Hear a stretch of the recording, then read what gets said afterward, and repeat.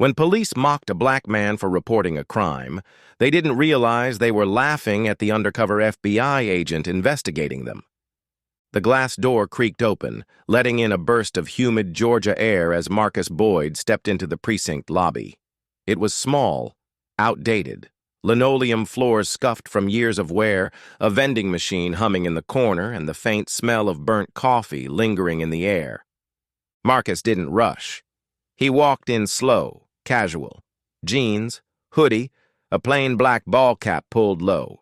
Nothing flashy, nothing to draw attention, just another face in the crowd, or so they thought.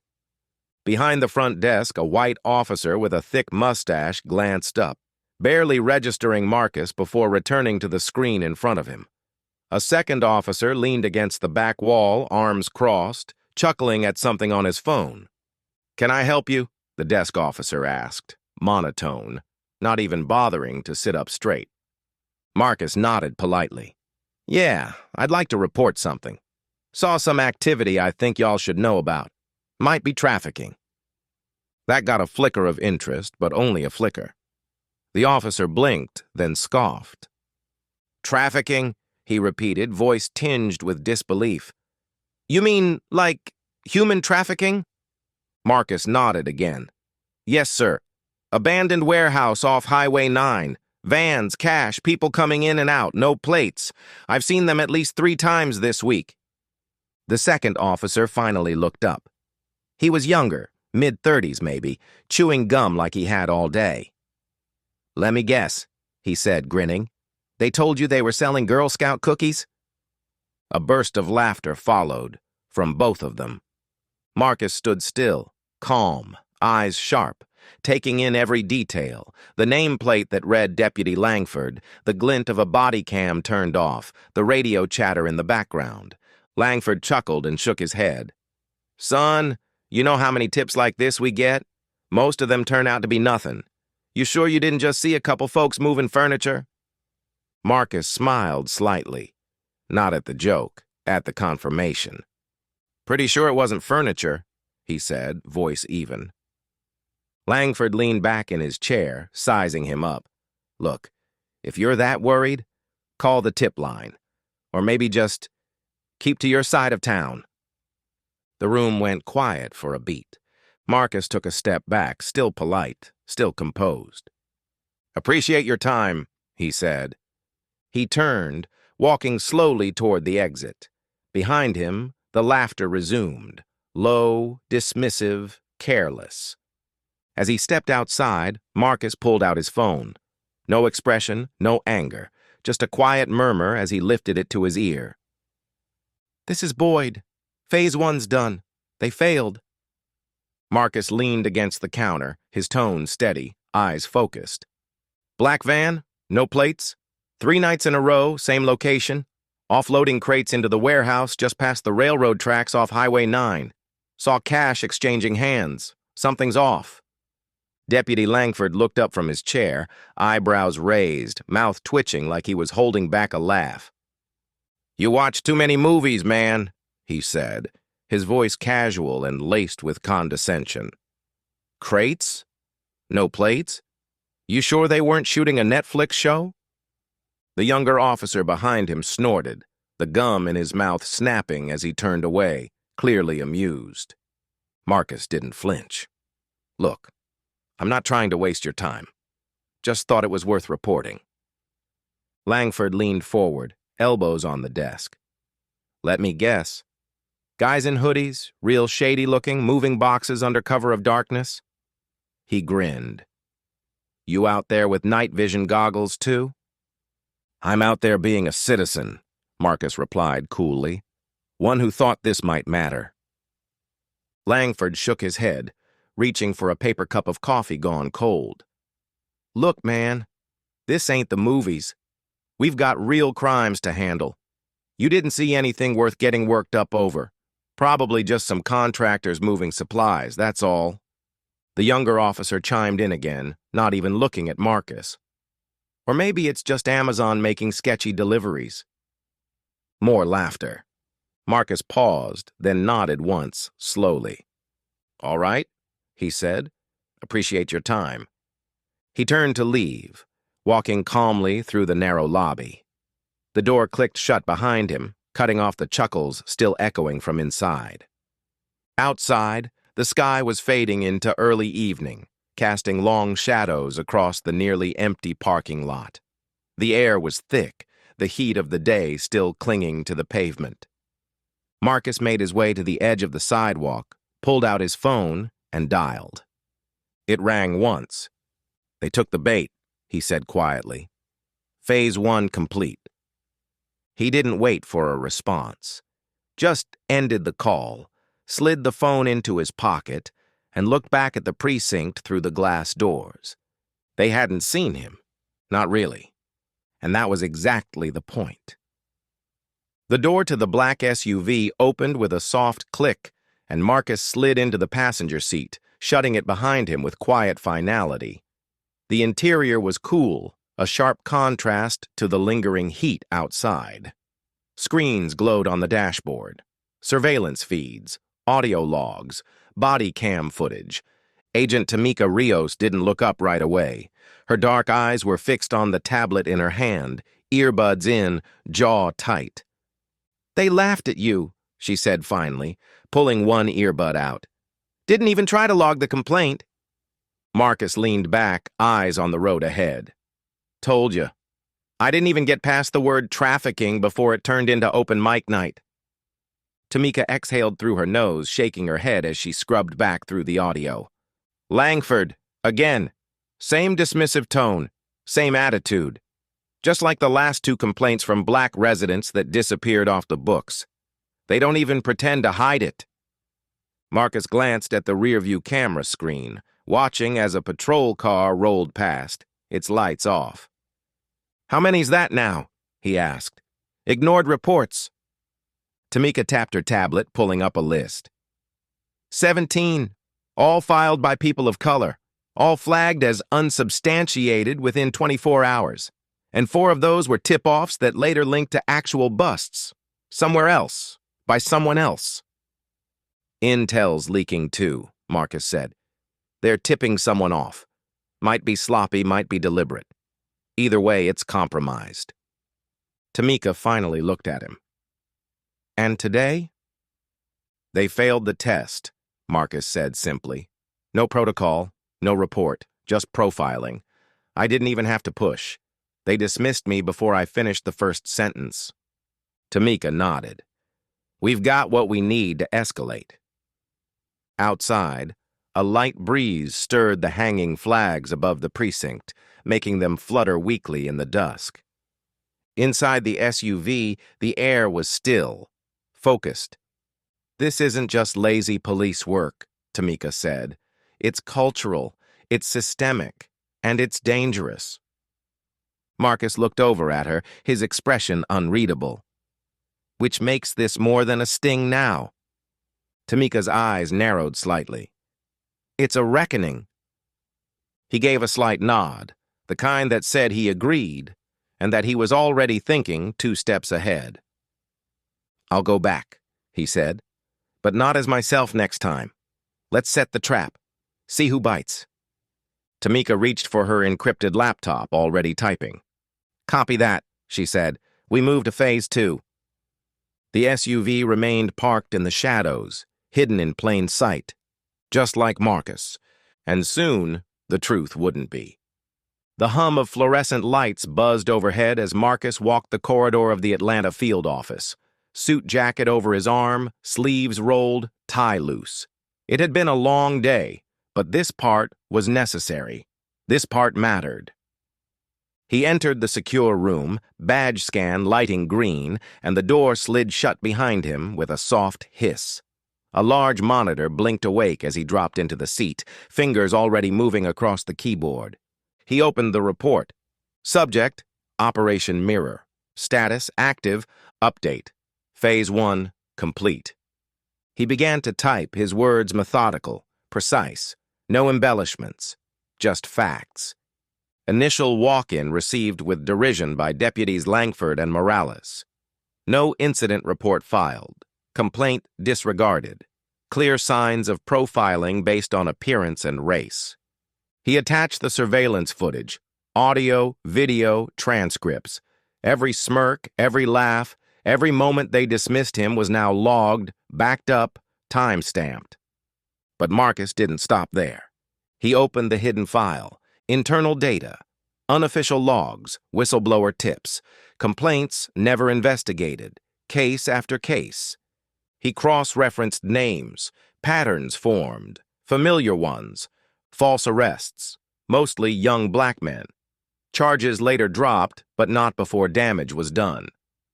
Drugs found during stops with no body cam footage to verify.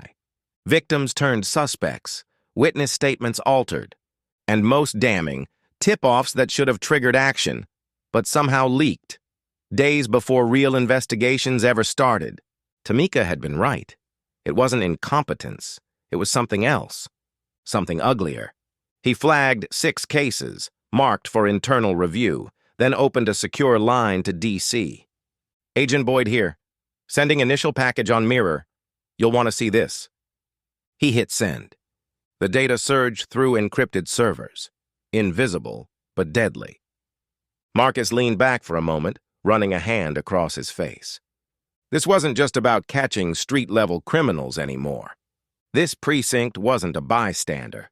It was a gatekeeper, one that opened doors for some and slammed them shut for others. And sometimes, it left the door wide open for the wrong people, if the price was right.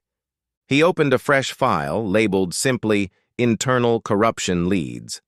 He added names, not all confirmed, not yet.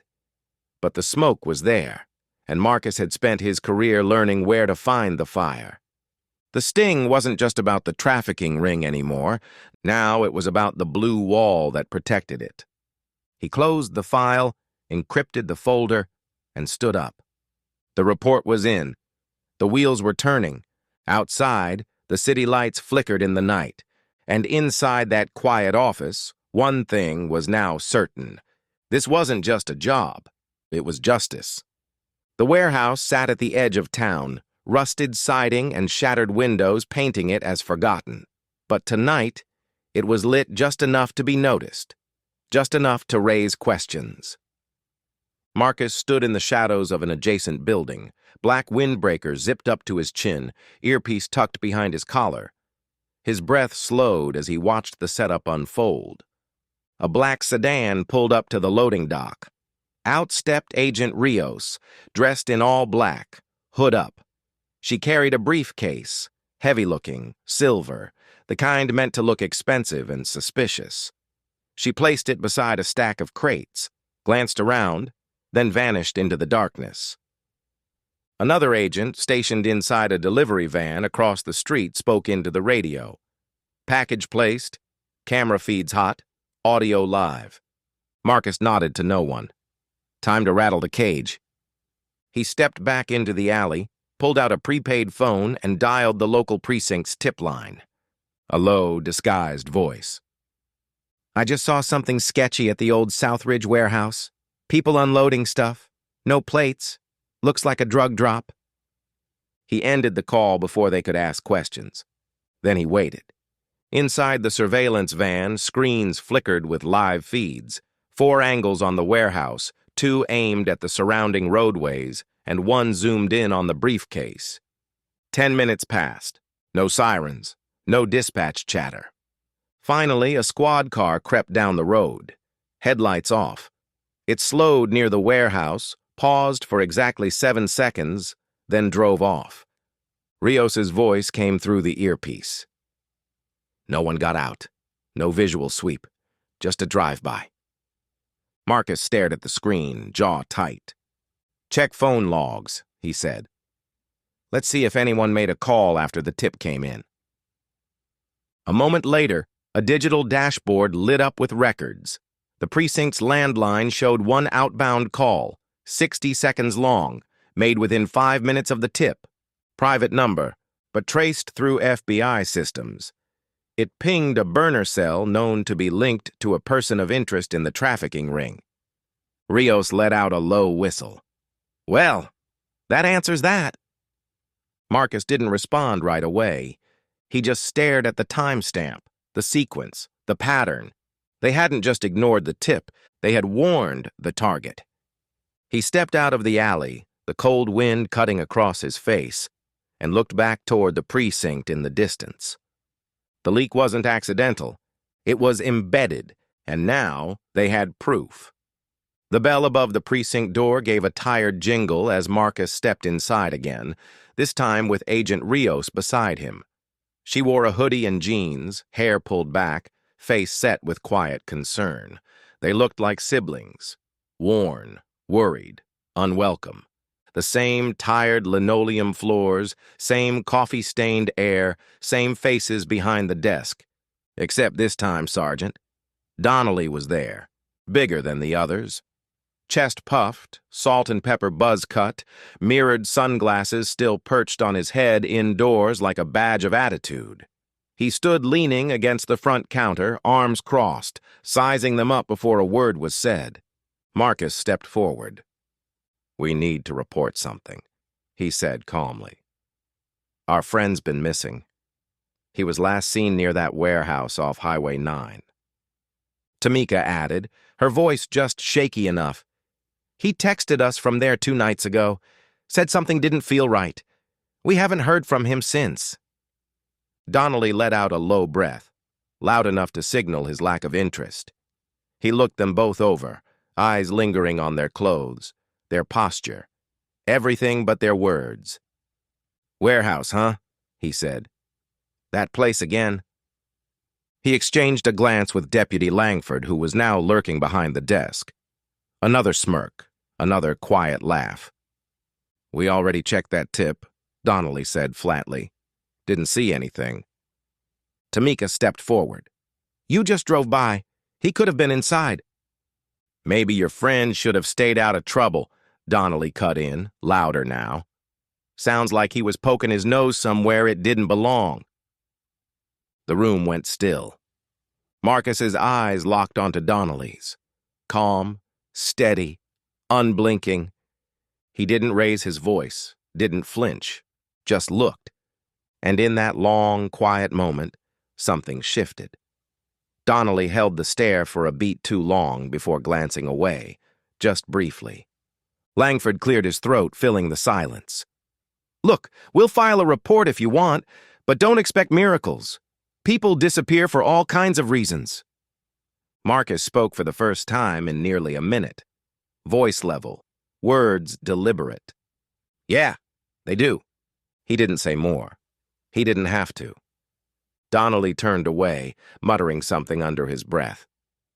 Tamika tugged gently at Marcus's sleeve. "Come on," she said softly.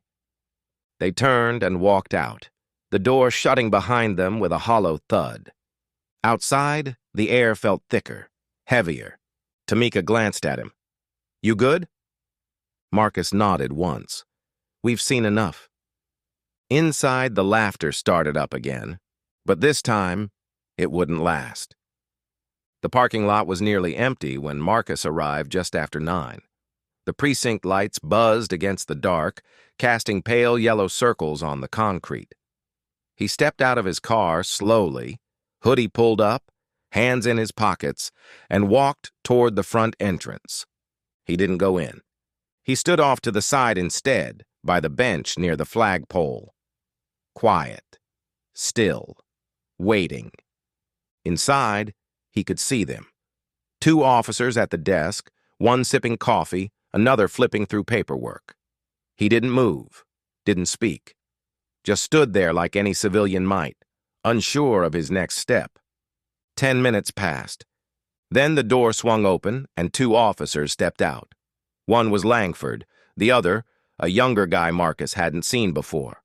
Both walked with a kind of authority that came less from confidence and more from habit. Langford squinted at him. "You lost, pal?" Marcus shook his head. "Just waiting." "For who?" Marcus shrugged. "Friend. Said he'd meet me here." Langford exchanged a look with the other officer, who stepped closer. "You've been standing out here a while. Makes folks nervous." Marcus said nothing. Langford's tone sharpened. "Got ID on you?" Marcus stayed calm. Didn't bring it. That was enough. The younger officer grabbed his arm without warning, twisting it behind his back. "Hey!" Marcus started. "You're loitering. That's probable cause," Langford said, already pulling out zip ties. "Should have kept walking. No reading of rights, no mention of charges, no reason beyond presence." Marcus didn't resist. They pushed him through the doors, past the front desk, and into a back room that hadn't seen fresh paint in a decade. No cameras, no paperwork, no phone call. Exactly as predicted. They sat him in a metal chair and left the room. 37 minutes later, Agent Tamika Rios and 2 federal supervisors were standing at the front desk with a warrant in hand. When the officers scrambled to explain, Marcus walked out behind them, calm, cuff marks faint on his wrists. He said nothing. Rios didn't have to. "You've just made this federal," she said coldly. Langford's face drained of color. Inside the surveillance van across the street, every second had been recorded. The stop, the arrest, the violations. Marcus climbed into the back of the van and sat in silence as the door closed behind him. "They took the bait again," Rios said. Marcus looked straight ahead, voice quiet but certain. "No more tests." He meant it. The next step wasn't observation. It was action. The sun hadn't fully risen when the black Suburbans rolled up to the precinct. Doors flew open, boots hit pavement. Federal agents moved with silent precision, no hesitation, no warning. The front doors burst open in unison. "FBI, federal warrant, step aside." Chaos bloomed instantly. Phones dropped, coffee spilled, officers scrambled from their desks, confusion breaking over their faces like waves. Uniforms clashed with suits as agents swept through, handing off documents, tagging hard drives, sealing evidence boxes. Langford was the first to protest. "What the hell is this?"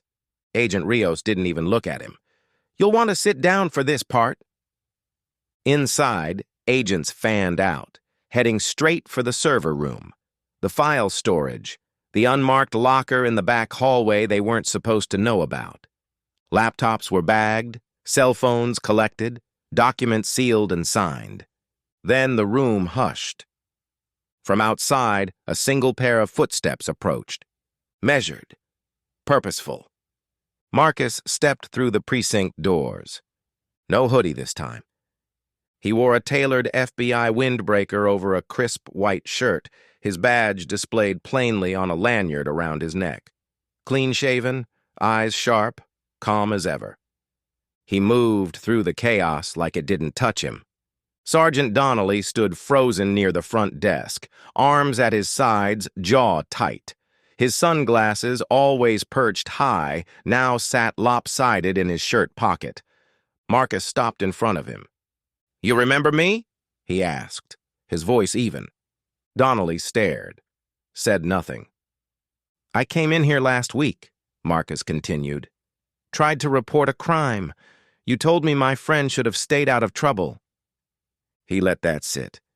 Let it sting. Rio stepped in beside him, handing Donnelly a folder. "Your department's been under investigation for 3 months. Civil rights violations, obstruction, leaking information to suspects under federal surveillance. You just failed the last test." Donnelly opened the folder, eyes scanning the evidence. Surveillance stills, transcripts, his own voice quoted line for line. His face drained of color. Marcus turned to the rest of the room, which had fallen completely silent. Every officer stared at him now, not as a stranger, not as a suspect, but as what he truly was. "Let this be clear," Marcus said. "This wasn't about one bad night or one bad decision. This is about a broken culture, and it ends today." He didn't raise his voice. He didn't need to. Power didn't shout. It walked in the front door with a badge, a warrant, and the truth. And for the first time since the investigation began, it was no longer hidden. The headlines hit before noon. FBI sting exposes corruption in small-town precinct. Undercover agent arrested without cause, entire department under review. Body cam footage sparks national outrage. Clips of Marcus, handcuffed, silent, calm, played on loop across every major network. News anchors raised eyebrows. Activists took to social media. Comment sections filled with disbelief, then anger. The footage told its own story. No Miranda rights, no paperwork, just zip ties and dismissive voices. By nightfall, 4 officers were suspended pending investigation. 2 others quietly turned in their badges. The police chief, tight-lipped and pale, resigned during a hastily arranged press conference, offering no apology, only regret for the distraction. But the story wasn't going away.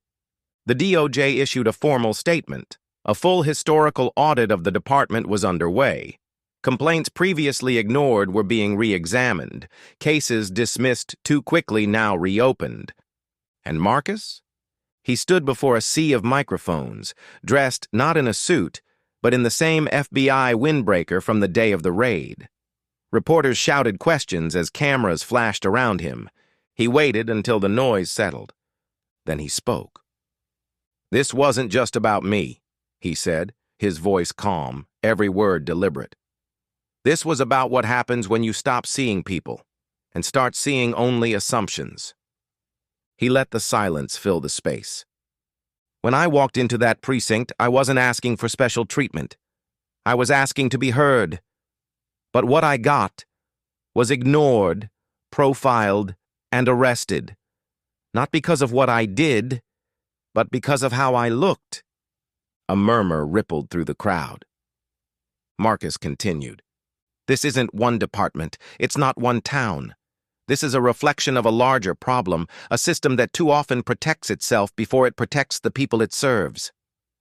Behind him, Agent Rios stood still, arms crossed, face unreadable. Other federal officials watched silently. "This investigation was never about revenge," Marcus said. "It was about accountability, because trust isn't given, it's earned, and it starts with facing the truth." He stepped back, nodded once, and walked off the platform. No applause, no theatrics, just the weight of his words hanging in the air like thunder before the storm. And the storm was already coming. The folding chairs were lined up in neat rows beneath the faded lights of the community center. Fluorescent hum above. Hardwood scuffed below. A podium stood at the front, borrowed from the high school down the street. Nothing flashy. Just a gathering place for voices that had waited too long to be heard. Marcus slipped in through the side door. No windbreaker, no badge on display. Just a dark sweater and quiet steps. He took a seat in the back, near the exit, where he could see everything without being seen. The room was packed. Elders, teachers, small business owners, young people with folded arms and eyes that didn't trust easily. The ones who'd been stopped for walking, for driving, for nothing. And tonight, they spoke. "I filed a complaint last year," one woman said, voice cracking. "Never heard back, not even a phone call." "I was cuffed in front of my kid for a tail light," a man added. "Still don't know what I was suspected of." One by one, the stories came out. Not shouted, but spoken. Not from rage, but from exhaustion. They weren't just venting, they were remembering, and remembering was its own kind of protest. Then the room quieted as someone new approached the podium. Agent Tamika Rios, now Interim Chief Rios, wore the department blues like they belonged to her, but without the weight of ego. She stood tall, steady, but didn't pretend to have all the answers. "I can't undo what's been done," she said plainly, "but I can promise it won't be ignored anymore. There will be new training, civilian oversight, transparency in every file, every stop, every decision." There were no cheers, just nods, small ones, careful ones. Marcus watched from the back, arms crossed, eyes locked on her. She wasn't just talking policy, she was making a promise. When the meeting ended, people didn't rush out. They lingered. They asked questions. They shook hands. Some hugged. Not everyone was convinced, but they stayed. And that mattered. Marcus stood and made his way toward the door.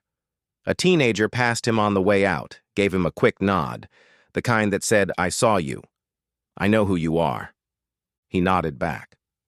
Outside, the night was still. Cool breeze drifting through the trees lining the lot. No sirens, no tension, just quiet. Marcus paused for a moment, looking back through the glass doors at the room still buzzing with conversation. The sting operation was over. Files had been closed, names cleared. But the real work, that long, slow, soul-deep rebuilding, was just beginning. And Marcus Boyd would be watching, not as an agent, but as a citizen. Just like he always was.